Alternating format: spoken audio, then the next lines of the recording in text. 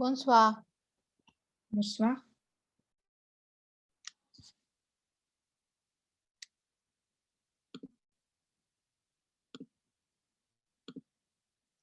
Vous allez bien?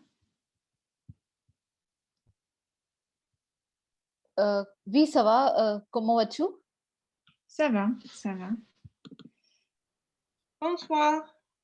Bonsoir.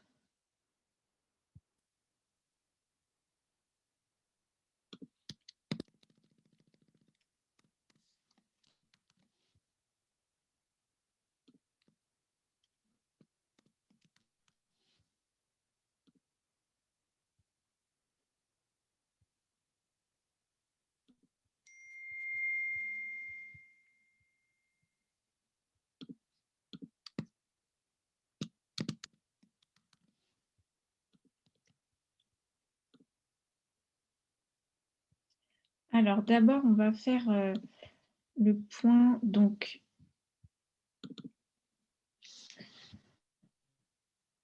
Leleti, est-ce que vous souhaitez continuer avec moi à partir du 15 mars? Parce qu'en fait, on va faire une semaine de pause avant de continuer. Leleti, pardon, Almenia et Navia, je sais que vous voulez, mais est-ce que Leleti, vous souhaitez continuer? Non, je pense pas.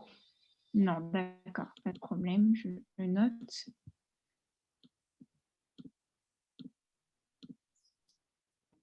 Alors, pour celles qui vont continuer,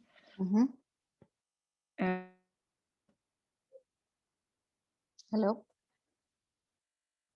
Netunda? vous m'entendez? No. Hello.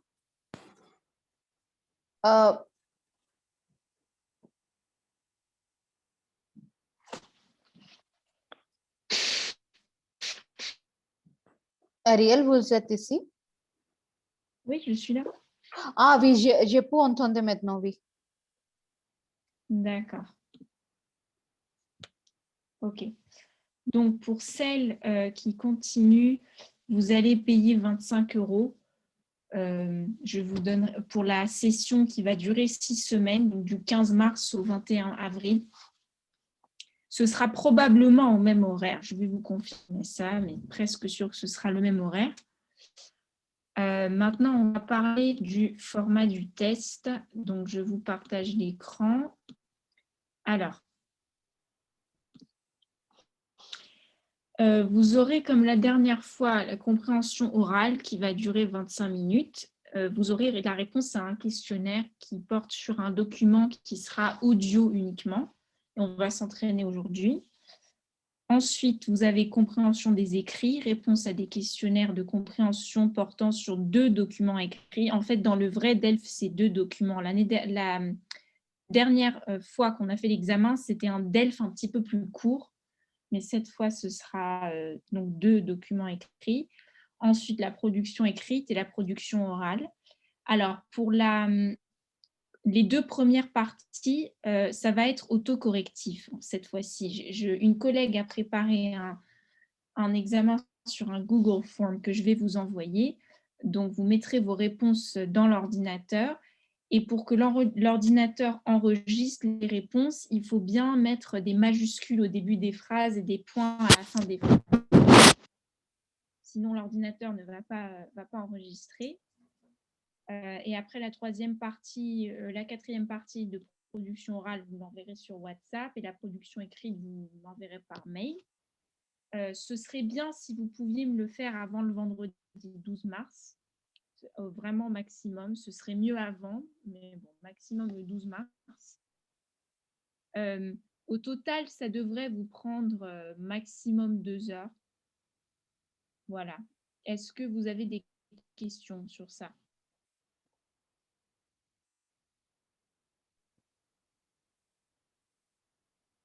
Question, d'accord. Alors, on va s'entraîner. Allez-y. Hello. Pour une production orale, c'est le même chose qu'on a fait dernière fois. On a parlé un peu d'audio et envoyé sur le WhatsApp. Oui, c'est ça. C'est la même chose. C'est 10 minutes. 10 minutes. Alors, OK. Voilà, 5 minutes pour préparer et 3 à 5 minutes pour l'enregistrement.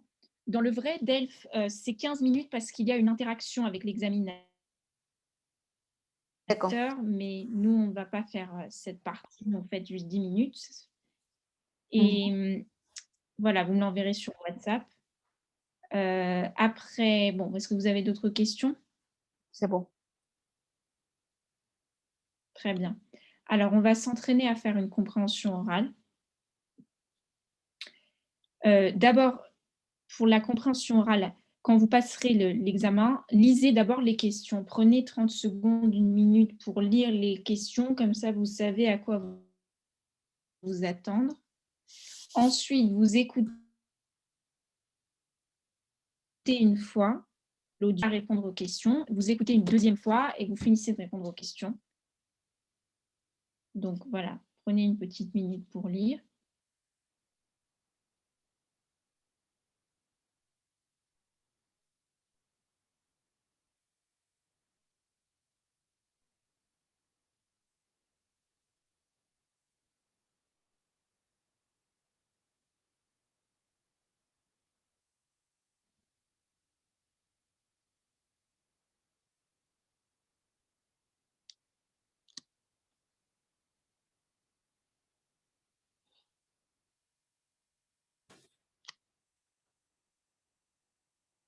Alors maintenant, on va écouter un document audio qui est un... Bon, vous verrez ce que c'est. Excusez-moi. Donc, je ne partage pas l'écran parce que c'est supposé juste être un audio, comme si c'était la radio.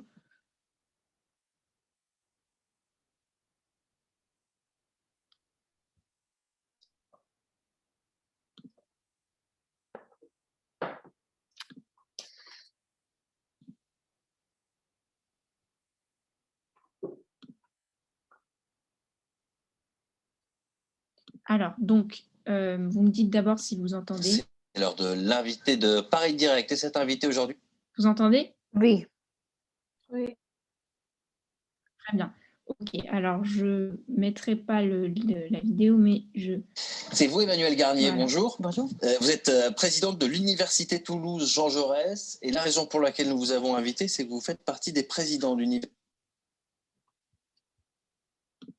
qui sont opposés à un projet du gouvernement français, celui d'augmenter considérablement, d'ailleurs on va le voir, les droits d'inscription pour les étudiants étrangers qui viennent d'en dehors de l'Union européenne dans les universités françaises. D'abord, est-ce que vous pouvez nous rappeler le projet et ses conséquences?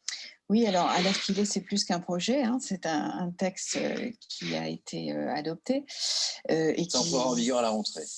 C'est exactement, qui s'impose aux universités dès la rentrée prochaine. Alors, la teneur, disons, c'était une grande surprise pour les présidents d'université, c'est effectivement de proposer ou d'imposer une augmentation des frais pour les étudiants étrangers extra-communautaires en dehors de l'Union européenne. Une augmentation très substantielle.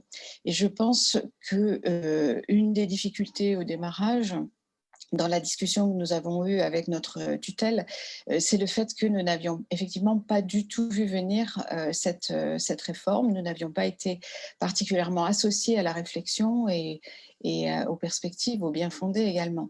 Donc, un effet de surprise assez fort au départ qui a amené, je dirais, l'ensemble des présidents d'université à considérer qu'il était vraiment difficile d'envisager une application à la rentrée prochaine. Parce qu'il y a des chiffres surprenants, pardon, je vous interromps.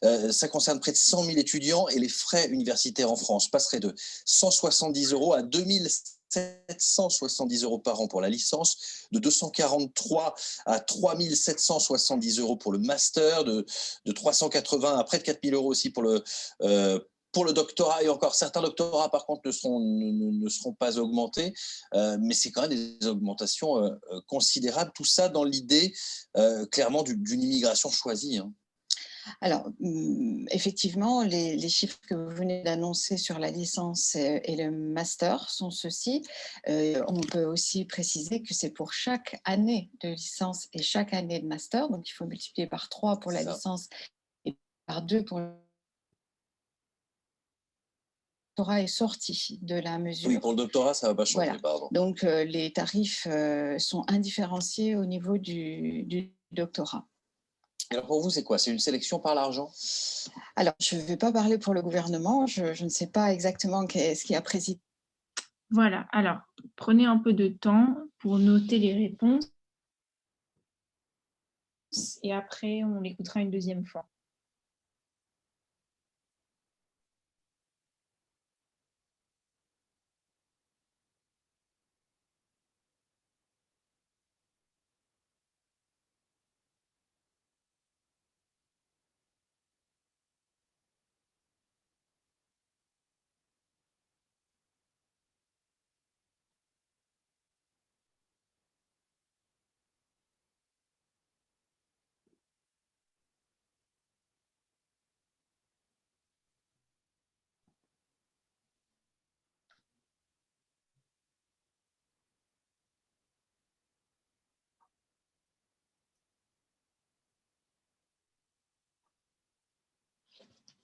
On l'écoute une deuxième fois. Au choix.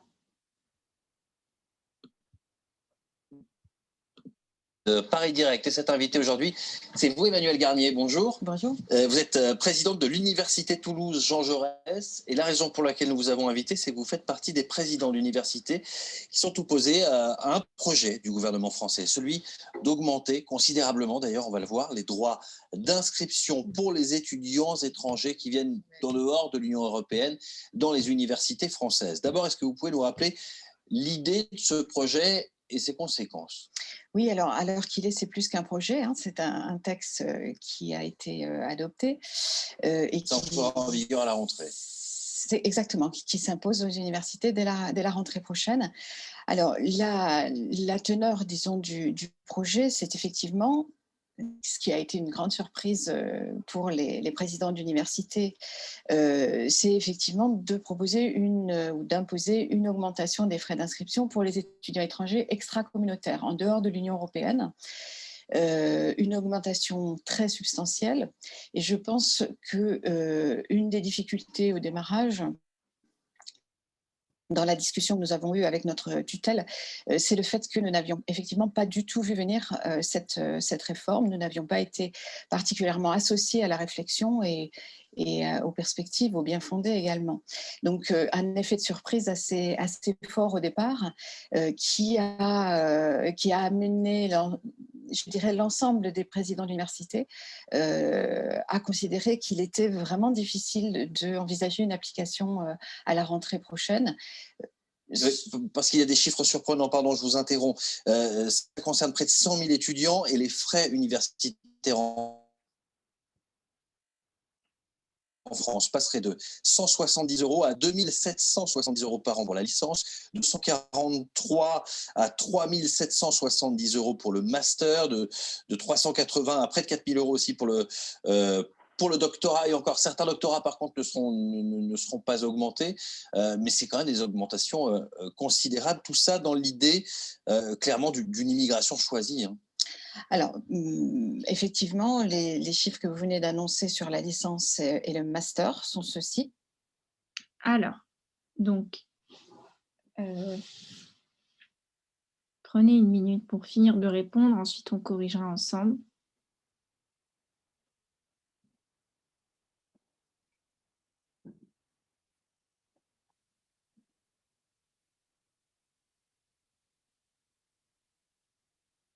Est-ce que vous trouvez que c'est plus difficile quand il n'y a que l'audio? Non. Un petit.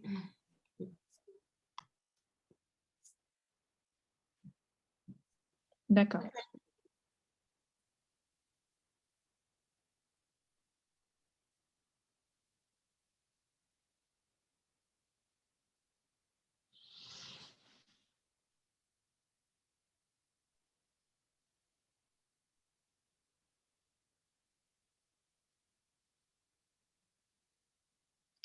Alors, pour la première question, ce document est une publicité, un reportage ou un journal télévisé? Un journal télévisé. Quelle est la différence entre un journal télévisé et un reportage? Un journal télévisé, je pense que c'est plus général qu'un reportage. Un reportage, c'est sur un sujet précis.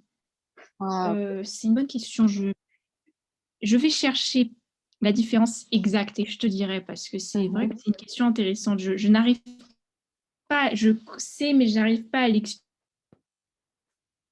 Donc, je vais regarder. Attends, je vais vous dire à tous.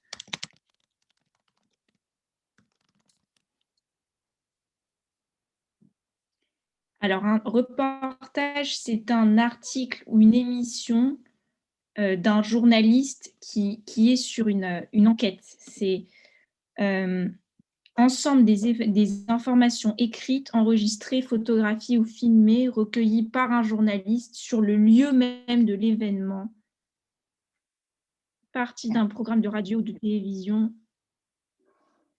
Alors, c'est sur le lieu même de l'événement.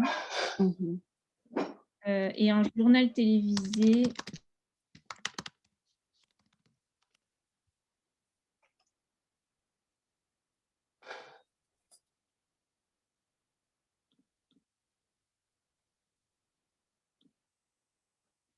c'est une émission d'information diffusée à la télévision, animée par un présentateur unique ou un couple de présentateurs qui introduit des reportages ou des séquences sur des sujets internationaux. Donc la différence, c'est que un reportage, en général, il y a des images et ça se passe sur le lieu même de l'événement. Par exemple, j'ai vu un reportage il y a quelques semaines sur l'agriculture en Afrique. Et donc là, on voyait des personnes en Afrique, sur le terrain, on the field, en train de parler de ça. Alors qu'un journal télévisé, c'est sur un plateau de télévision où il y a un présentateur et le présentateur, il introduit un reportage. Il dit, il s'est passé ça et maintenant, vous avez un reportage sur ça. En fait, un journal télévisé, ça se passe sur un plateau de télévision. C'est pas sur le lieu lui-même de l'événement. D'accord, merci. Tu vois la différence? Ah oui. Donc, Donc, je pense que c'est un reportage. Je sais pas. bah non, parce qu'en fait, c'est pas, c'est une personne qui est interviewée. Donc, c'est un journal télévisé parce que ce n'est pas dans une université qu'elle parle. Ce n'est pas, comment dire? Ah, ce n'est pas sur le terre, sur le Le journal. terrain. Ok. Sur le terrain. C'est pas sur le terrain lui-même, c'est sur un plateau de télévision que ça se passe, avec un présentateur de télé. Tu vois. Voilà. Alors, il parle donc des étudiants, des salariés ou des frais universitaires? Je pense des salariés. Des frais universitaires, non? Oui, Ouais, des c'est frais ça. Alors, universitaires. les frais, c'est the fees, donc c'est ce qu'on paye à l'université. La réforme consiste en l'augmentation des frais pour étudiants de l'UE, l'UE c'est Union européenne, l'augmentation des frais pour des étudiants hors de l'UE ou l'augmentation des frais pour tous les étudiants. Le deuxième. Oui, c'est ça. En licence, l'augmentation... Alors, pour les diplômes en France, il y a la licence, on dit bachelor en anglais. Après, il y a le master et après le doctorat. Donc, en licence, l'augmentation passe de quoi à quoi? Première? Oui, c'est ça. Et la réforme, vous comprenez le mot réforme? Oui, le Oui. change. Le changement et entre en vigueur, ça veut dire non. Et quand on dit la À la rentrée prochaine. Oui, c'est ça. Ça veut dire au mois de septembre prochain, quand les cours recommencent. Ariel, je Donc pense maintenant, que je vais vous envoyer par mail. Ariel, je pense que Oui. votre vidéo is getting stuck because your network bandwidth is low on view le message. Donc, aujourd'hui, quand vous parlez, il y a with the video on, usually your voice is getting stuck a lot of times, at least for me. I don't know about others. Ok, donc maintenant j'ai mis la 4G sur le téléphone, donc peut-être ça marche mieux comme ça. Est-ce que vous m'entendez mieux? Oui, c'est bon maintenant. Ah oui, maintenant c'est bon, oui. D'accord. Bah, je vous envoie par mail un document qui est un entraînement à une compréhension écrite.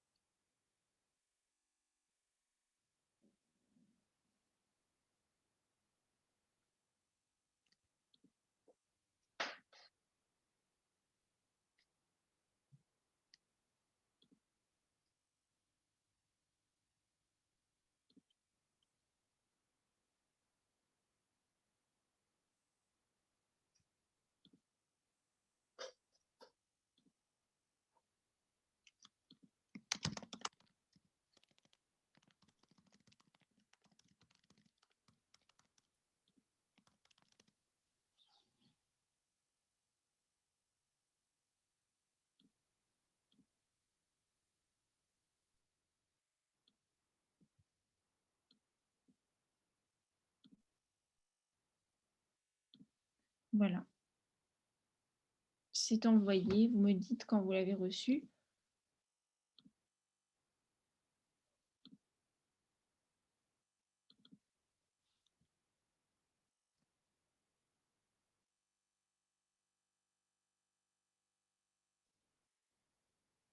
Je l'ai reçu. D'accord. Eh bien, puisque vous êtes que 3, on va lire le document à l'oral. Donc, est-ce que, par exemple, les Letty, vous voulez bien lire les 2 premiers paragraphes, s'il vous plaît? OK. Permis de travail en France. Un citoyen d'un pays membre de l'espace économique européen ou de la Suisse est libre de travailler en France. Il doit simplement déposer d'un titre d'identité ou d'un passeport en cas de validité. Il n'a pas besoin d'une carte de séjour ou d'une autorisation de travail. Il doit seulement pouvoir présenter son contrat de travail ou une déclaration d'engagement établie par l'employeur. D'accord, j'ai juste une petite remarque. Le mot un citoyen, est-ce que vous vous souvenez le signe citoyen et après économique européen? Donc, essayez de redire les mots citoyen et européen. OK. Citoyen européen. Citoyen. C'est un peu mieux, mais faites le geste comme ça. Citoyen. Citoyen. Et européen. Et européen. Voilà, c'est mieux. OK, continuez les règles. Les règles sont beaucoup plus strictes pour les étrangers non européens. Ces derniers doivent obligatoirement détenir une autorisation de travail qui est indispensable pour recruter un salarié non ressortissant d'un pays membre de l'espace économique européen ou de la Suisse. L'entreprise qui embaucherait un étranger sans autorisation de travail s'expose à des sanctions pénales. Cette obligation concerne aussi bien les salariés étrangers qui vont être embauchés en CDI que ceux embauchés en CDD. D'accord. Vous comprenez CDI, CDD? Oui. D'accord. Alors, Navia, est-ce que vous pouvez continuer? Oui. Les démarches doivent en principe être accomplies par le futur employeur. Différentes procédures sont applicables selon que l'étranger réside déjà en France ou non de façon régulière ou pas. Lorsque le salarié ne réside pas en France, c'est la procédure d'introduction d'un salarié étranger qui doit être suivie. Lorsque le salarié réside en France de façon clandestine, c'est la procédure d'admission exceptionnelle au séjour qui est applicable. Lorsque des salariés résident régulièrement en France via un titre de séjour ne l'autorisant néanmoins à travail, c'est la procédure de changement de statut qu'il convient de suivre. D'accord, j'ai juste une petite remarque dans la première phrase. Lorsque le salarié ne réside pas en France, c'est la procédure d'introduction d'un salarié étranger. Est-ce que vous pouvez redire un avec un sourire un peu exagéré? D'un salarié. D'un salarié. Ok, c'est mieux. Donc maintenant, la troisième personne, Almenia, vous pouvez finir. Oui, lorsqu'un étranger réside déjà en France, il doit se présenter à la préfecture minuit d'une demande d'autorisation de travail fournie par l'employeur en cas de changement de statut ou de demande d'autorisation provisoire de travail. Alors, c'est en cas de changement, on ne prononce pas le S. Et le D''A, c'est d'autorisation. Vous faites la liaison d'autorisation. Ok, d'autorisation en cas. Ok, très bien. Okay.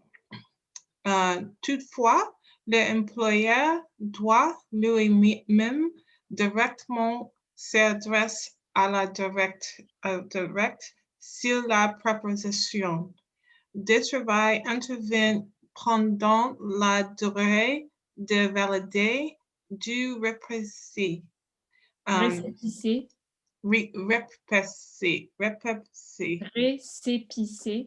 Récépissé. Okay. Ou de l'autorisation de séjour. Si l'étranger réside hors de France, l'employeur doit également s'adresser à la directe. D'accord. Alors, est-ce qu'il y a des mots que vous ne comprenez pas? Muni, M-U-N-I-E. Dans quel paragraphe? C'est les premières lignes. Un pays membre, celui-là? Oui, lorsque l'étranger réside déjà en France, il doit se présenter à la préfecture minuit. Ah, muni, ça veut dire avec une demande d'autorisation de travail, avec l'autorisation dans son sac ou dans sa poche. Il doit se présenter avec. Ah, ok. Il doit porter l'autorisation avec lui. Oui. Aussi, ici, le récépissé. Alors, je vous ai mis une note de bas de page. Le récépissé, c'est un document écrit qui prouve qu'on a bien reçu un courrier ou un colis. C'est une preuve qu'on a reçu quelque chose. Ah, d'accord. Merci. Et la directe, c'est un acronyme pour Direction générale des entreprises, de la concurrence, de la consommation, du travail et de l'emploi.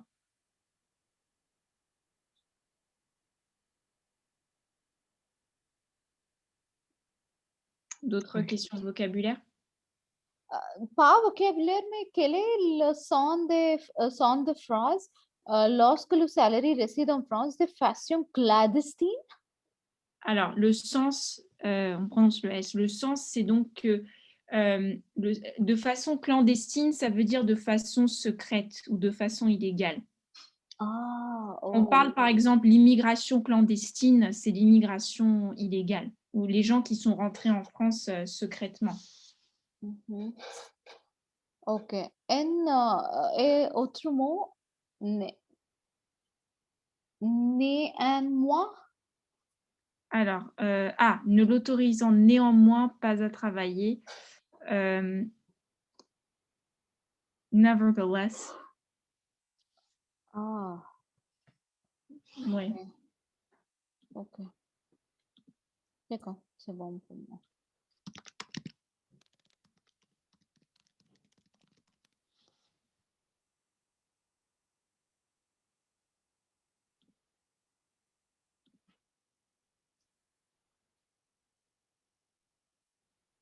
C'est however ou bien nevertheless, quelque chose comme ça, c'est néanmoins.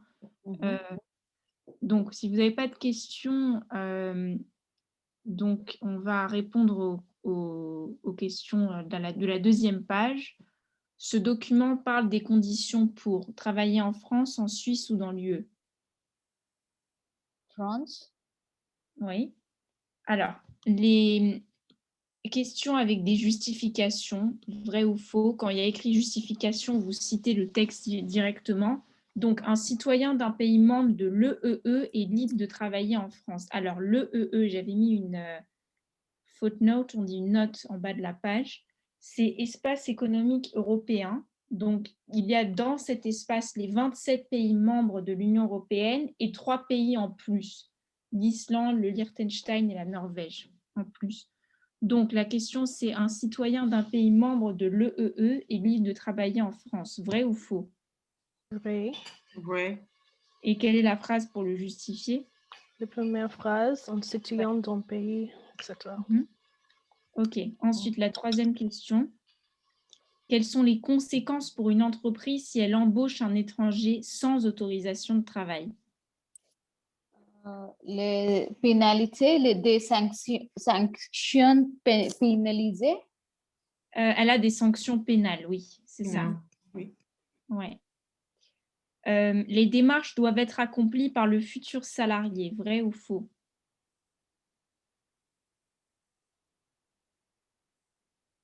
Quel est le sens qu'est-ce que vous dire démarche?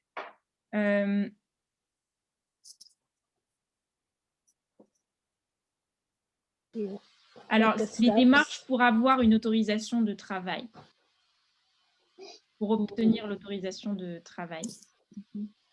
Vrai si la personne est étrangère et dehors des mais pour les personnes entre des pays citoyens, il ne peut pas, il n'a besoin pas de obtenir. Il n'a pas besoin de. N'est pas besoin de, oui. Pour les autres personnes. Alors, non. Alors, la réponse, c'est que c'est faux parce qu'il y a écrit les démarches doivent en principe être accomplies par le futur employeur. C'est le troisième paragraphe. C'est pas par le salarié, c'est par l'employeur qui doit faire la démarche. Oui. Ah. Ouais. Alors, où et avec quel document doit se présenter l'étranger lorsqu'il réside déjà en France pour demander une autorisation de travail?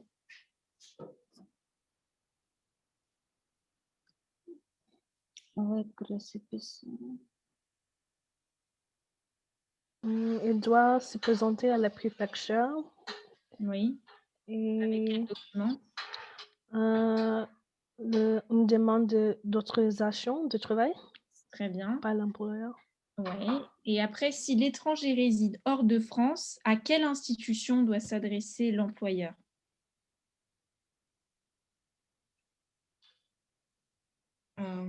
Salarié étranger. C'est un acronyme. SIDD? Direct? C'est ça. Direct? Ouais.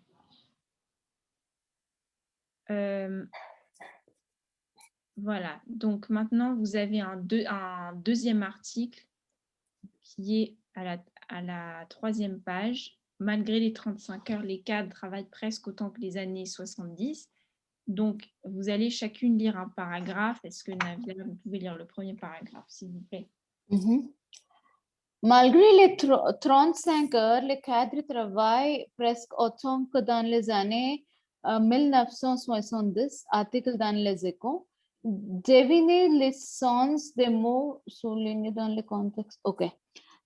Le passage aux 35 heures a véhiculé l'image d'une société tournée vers les loisirs au sein de laquelle on consacre plus de temps à sa vie personnelle. Mais la réalité est quelque peu différente. Lindsay a retracé dans son dernier portrait social publié ce mardi l'évolution du nombre d'heures de travail hebdomadaire depuis 1975. Il ressort que plus de la moitié des salariés à temps complet travaillent plus que 35 heures par semaine, soit parce qu'ils réalisent des heures supplémentaires, soit parce qu'ils bénéficient des jours de RTT, en contrepartie d'une durée hebdomadaire de travail supérieure à 35 heures. D'accord. Alors, il y a quelques petites choses. Dans la première phrase, est-ce que vous pouvez dire au sein de, mais avec un sourire exagéré, sein de? Au sein de. Voilà, c'est mieux. Et après, il bénéficie, l'avant-dernière phrase, c'est pas il bénéficiant, c'est il bénéficie parce que c'est un verbe à la troisième personne du présent. Donc, on dit parce qu'il bénéficie de jours de RTT. Ah, soit parce qu'il bénéficie. Voilà. Bénéficie. Voilà. Oh, bénéficie. Oui, parce que ENT, quand c'est un verbe à la troisième personne, on ne le prononce pas. Et après, une durée hebdomadaire, le H, il est toujours muet en français. Donc, on ne prononce pas le H. Hebdomadaire. Voilà. Okay. Alors maintenant, Almenia, vous pouvez continuer. Oui, l'INSEE mesure le temps de travail dans le cadre de son étiquette emploi, où elle demande à une échantillon représenter des personnes de nombre d'heures travaillées la semaine précédente, qui peut s'écarter de la durée légale de temps de travail. Ces décalages est encore plus marqué pour le cadre. 9% d'entre eux travaillent effectivement 35 heures, alors qu'ils sont 28% parmi l'ensemble des salariés à temps complet. Souligne l'INSEE. L'INSEE, d'accord. Alors, pour la première phrase, c'est un échantillon. On fait une liaison parce qu'il y a une voyelle. Donc, redites un échantillon. En échantillon, ok, d'accord. Ouais. Et après, donc la troisième personne, est-ce que vous pouvez continuer, s'il vous plaît? Ton étude montre que 40% des cadres dépassent les 40 heures de travail hebdomadaire et que 24% vont au-delà des 45 heures. Pour des questions de méthodologie, cette étude a été réalisée sur les mois de mars qui comptent vraiment des jours fériés et des périodes de congés. D'accord. Alors maintenant, est-ce que vous pouvez deviner le sens des mots qui sont soulignés? Loisir, qu'est-ce que ça veut dire? Vous connaissez ce mot? Oui, c'est hobby. Oui, c'est des passe-temps, des choses qu'on fait pour le plaisir. L'INSEE, je vous ai mis une note. Alors, l'INSEE, c'est un acronyme, Institut national des statistiques et des études économiques. C'est un organisme de recherche. Donc, est-ce que l'évolution du nombre d'heures du travail hebdomadaire, vous comprenez travail hebdomadaire? Weekly work. Exactement. Les salariés à temps complet. Full-time employees. Voilà. Et est-ce que vous savez comment on dit part-time? Temps partiel? Oui, ou on dit plutôt mi-temps aussi. Oui, mi-temps. Oh, mi-temps, ok. quelle est le sens qu'est-ce que vous dire le mot en scène de? Ça veut dire inside of ou dans. C'est comme dans ce contexte une société tournée vers les loisirs au sein de laquelle on consacre plus de temps à sa vie personnelle. So, a society that revolves around hobbies in which people people give more importance to their personal life. Donc, au sein d'eux, it's like in which or inside of. Ok, merci. Après, le mot cadre, alors il apparaît 2 fois dans le deuxième paragraphe. D'abord, il dit... Oui. It's kind of like a salaried employee. Alors, c'est pas exactement ça. Oui, c'est un salarié, mais qui a un poste élevé, hein, qui a un poste haut. En général, c'est dans le management ou la direction ou les choses comme ça. Voilà, ça c'est un cadre. Et puis après, il y a l'expression dans le cadre de, qui est dans la première ligne du deuxième paragraphe. Et ça veut dire dans le contexte de. Donc, une enquête, est-ce que vous comprenez le mot? Oui. Investigation. Oui, à peu près. C'est un survey. Donc, dans le cadre de son enquête emploi, in the context of. Donc, voilà, ça c'est ça, ce sont les mots. Échantillon? Alors, sample.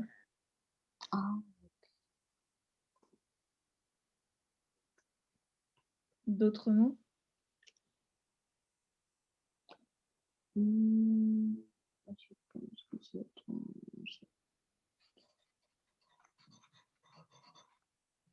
Oui, c'est bon. Écarté. Quel mot? Écarté. Écarté, ça veut dire dans quelle phrase, vous voyez? Le troisième ligne dans le deuxième paragraphe. Ah, la troisième ligne, ok. Qui peut écarter? S'écarter, ça veut dire éloigner, être loin d'eux. Par exemple, le échantillon représentatif de personnes, le nombre d'heures travaillées la semaine précédente qui peut s'écarter de la durée légale du temps de travail. Ça veut dire qu'il peut être différent, qui peut être loin de la durée légale du temps de travail. Décalage? C'est une différence. Ah, Décalage entre... décalage, c'est... par exemple... si la durée du temps légal de travail, c'est 35 heures et une personne, elle fait 40 heures, il y a un décalage de 5 heures. Oh, it's like contrast? Oui, si vous voulez. Oui. Contrast, ok. Vente au-delà. Pardon? La dernière phrase, 24% vente au-delà. Ah, c'est beyond. Ah.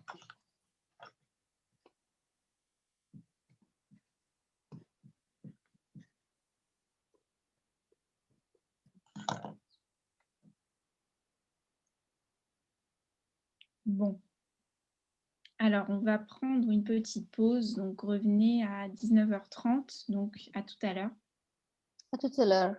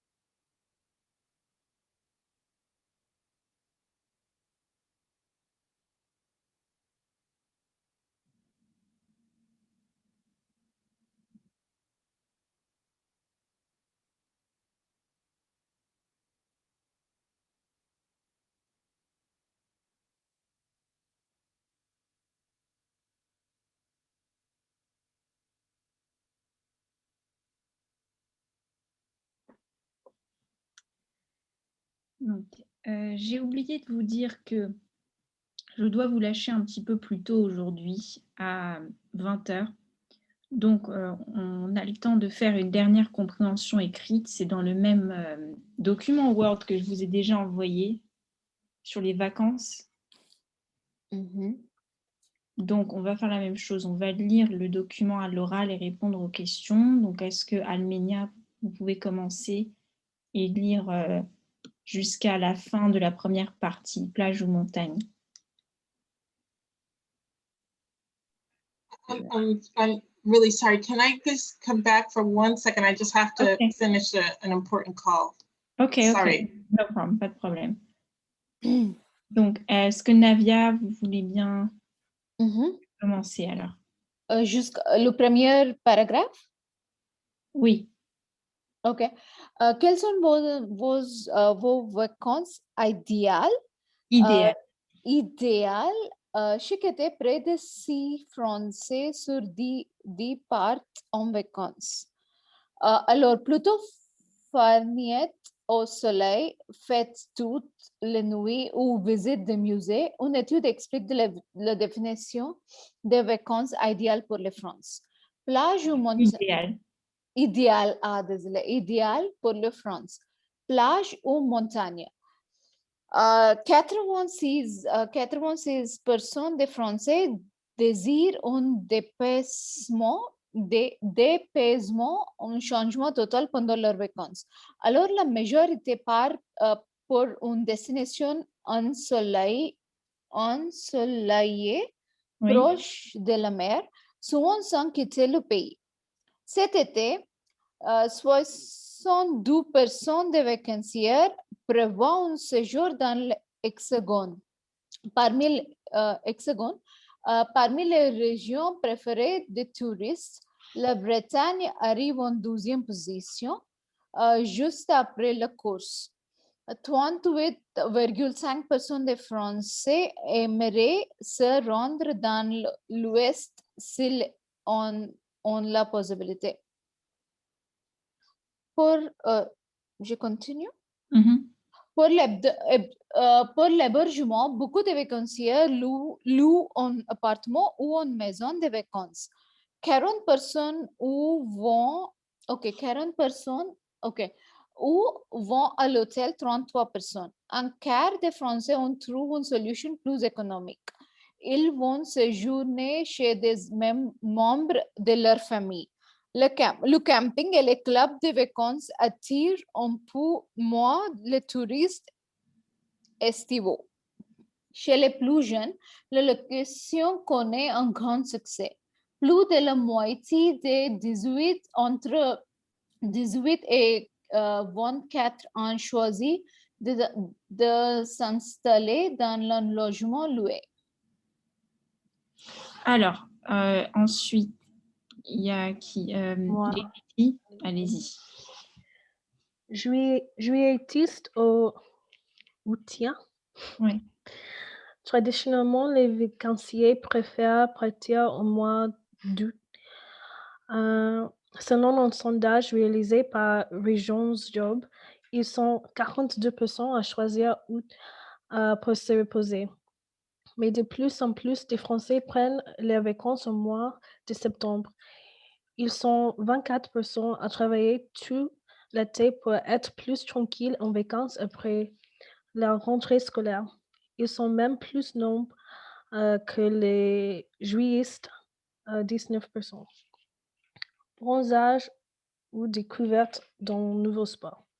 Les vacanciers rêvent d'une chose, avoir l'esprit libre. Pas de plans et sorties préparés à l'avance. 60% des Français improvisent le plus possible les activités. Globalement, faire la fête et revenir bronzé ne sont pas des priorités. Seuls 36% et 28% des vacanciers y accordent respectivement de l'importance, même si ces chiffres augmentent chez les jeunes touristes. Par contre, faire rêver ses collègues à sa et sa famille en rêvant, c'est capital. La moitié des Français veut ramener des jolies photos de vacances. Et quand on demande quel serait le scénario catastrophe, 40% des vacanciers répondent qu'une météo pluvieuse gâcherait complètement leur séjour. Beaucoup redoutent aussi un problème logistique, comme une panne de voiture ou un retard d'avion.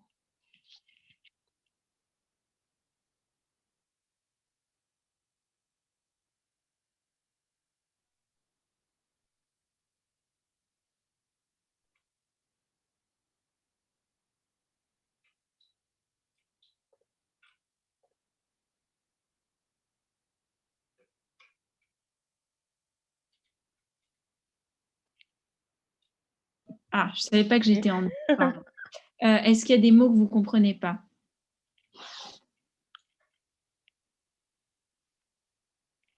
Pluvius, Oui. Dans quel paragraphe? le last but one. Une météo pluvieuse, ça veut dire avec la pluie, with rain. Gâcherait. Gâcherait would ruin the trip.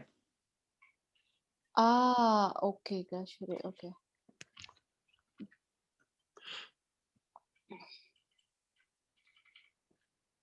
Redoute. Redoute, ça veut dire... c'est dans quelle phrase vous voyez ça? La même phrase. Ah, redoute, ça veut dire ils espèrent que ça ne se passera pas. Tu vois, they dread it. Oh, to dread it. Okay. Okay. The moitié is large proportion. What I forgot. Moitié is half. Oh, okay. Half.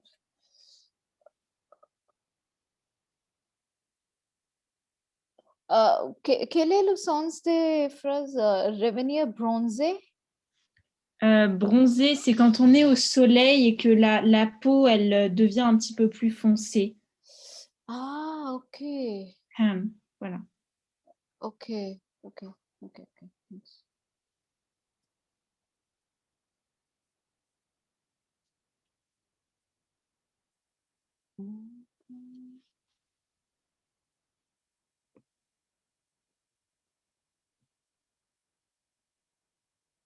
Estivo is festival. Non, estival, ça veut dire l'été. C'est quelque chose qui arrive en été. Festival, c'est... Attends, ta question, tu peux répéter? Qu'est-ce que vous dire le mot estivo? Alors, c'est un adjectif au singulier estival, ça veut dire l'été, qui se passe l'été. Comme par exemple, dans cet article, les touristes estivaux, ça veut dire les touristes qui viennent l'été. Ah, ok. Ok. Ok, merci.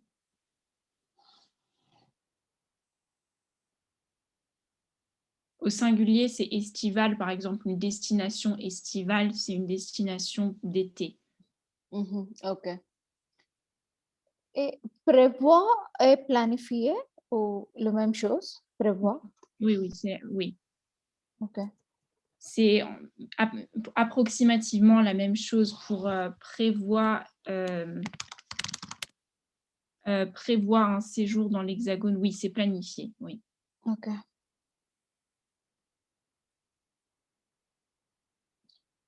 Farniente. Farniente. Alors, farniente. c'est un mot qui vient de l'italien, ça veut dire ne rien faire. Répétez s'il vous plaît.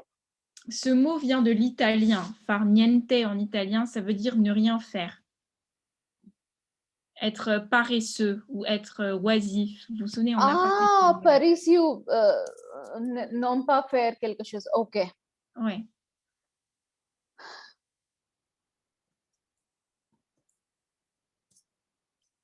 Ok, c'est bon pour moi.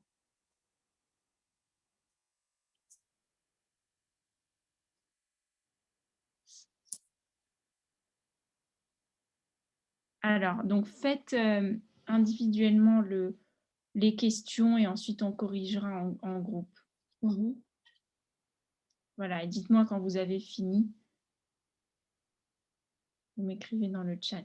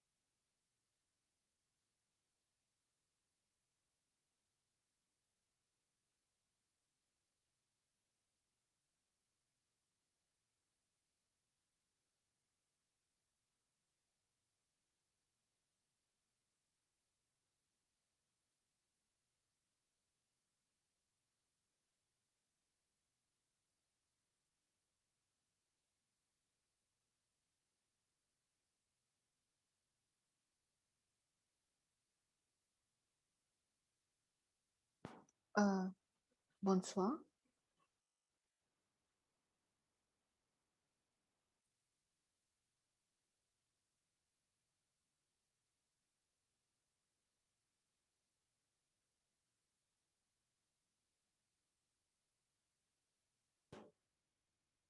Ah, pardon, excusez-moi, j'ai répondu. C'est Navia qui parlait? Oui.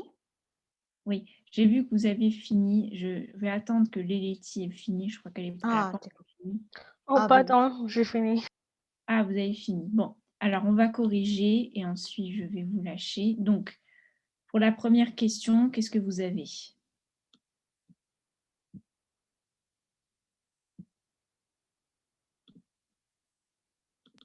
L'article décrit les habitudes des vacanciers. Très bien. Quelles sont les régions préférées des Français pour les vacances? Dans l'hexagone. Pardon? L'hexagone. La Corse. Oui, mais plus précis. L'hexagone, déjà, c'est une expression pour parler de la France parce que la France a la forme d'un hexagone. Mais la réponse à la question, c'est plus précis. C'est la Bretagne et la Corse. Dans l'ouest. Oui, mais la Corse, vous voyez où c'est? C'est une île.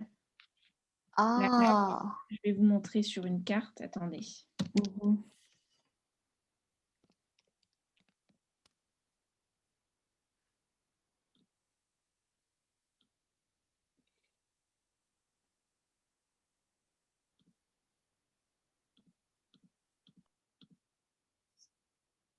Voilà, je partage l'écran.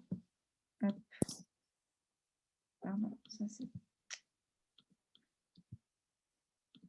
Vous voyez le safari? Mhm, oui. Vous voyez où c'est la Corse? C'est là. Ah. La Bretagne, c'est ici. C'est à l'ouest. La Corse, c'est dans le sud-est. C'est une île qui appartient à la France. Ah, Corse. Ah, ok. Oh, merci. Alors, ensuite, troisième question. Vrai ou faux? Les Français Vrai. préfèrent vrai. Justification? Majority par une destination ensoleillée proche de la mer. Très bien. La majorité des Français préfèrent partir à l'étranger.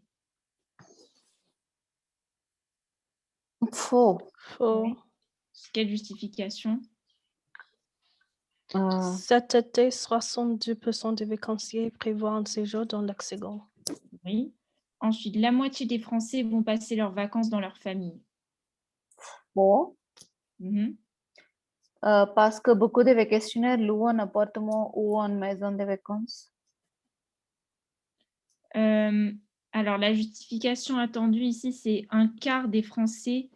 Oui, en fait, vous avez... attends, vous pouvez répéter la réponse? Beaucoup de vacationnaires louent un appartement ou une Vacanciers. maison. Un vacancier loue un appartement ou une maison de vacances. Non, en fait, la réponse, c'est un quart des Français ont trouvé une solution plus économique. Ils vont séjourner chez des membres de leur famille. Donc, c'est un quart, c'est pas la moitié. Un quart is a quarter. Oui, donc la moitié des Français vont passer leurs vacances de leur famille et faux, non? C'est faux. Voilà, c'est Oui. un quart la réponse. Et Ah oui. la justification, c'est un quart des Français ont trouvé une solution plus économique. Ils vont séjourner chez des membres de leur famille. Ah, ok. Oui, c'est bon. Ok, d'accord, j'ai compris. Oui, merci. Alors, chez les jeunes, passer des vacances chez ses copains est très populaire. Faux. Ok. Quelle justification? Plus de la moitié entre 18 et 24 ans choisit de s'installer dans un logement loué. Ouais. Après? Vrai.